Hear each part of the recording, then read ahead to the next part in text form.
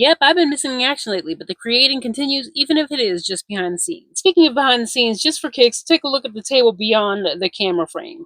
Yikes. Hey, no shame. Follow along with me in this video as I share my process of creating a little miniature as a bonus for a faithful collector who has been patiently waiting a new series I'm working on. I'm making this as a surprise enclosure for her latest order. I started out by creating two tiny shapes that I made from my own paper clay recipe, which you can find detailed on my YouTube channel. I've shaped them and allowed them to mostly dry before I add final details. Fun fact, as a teenager, I was obsessed with making miniatures. While I haven't done that in years, I guess it's sort of like riding a bicycle. It comes back to you. It's reminded me of a creator that I follow on YouTube named Tamika Sperry. Definitely check out her work. In the spirit of the situation, here's a tiny tip. Paper mache can absolutely be sanded before it's completely dry. In fact, sometimes it's easier to do so before it's completely hardened.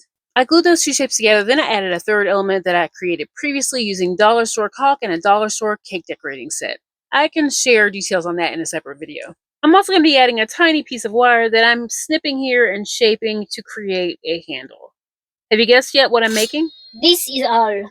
All makes holes. Next, I'm gluing my little wire loop into place. Now that that's all glued into place, I'm going to use the remaining scrap of wire to perch and paint. As Sophia Patrol would say, picture this. I made this by shoving some caulk into a pastry bag and squeezing out fake cream dollops. Once it dries, I proceed to glaze the entire piece, then add a giant lobster clasp to complete the charm. And there you have it, a tiny paper mache charm handmade by moi.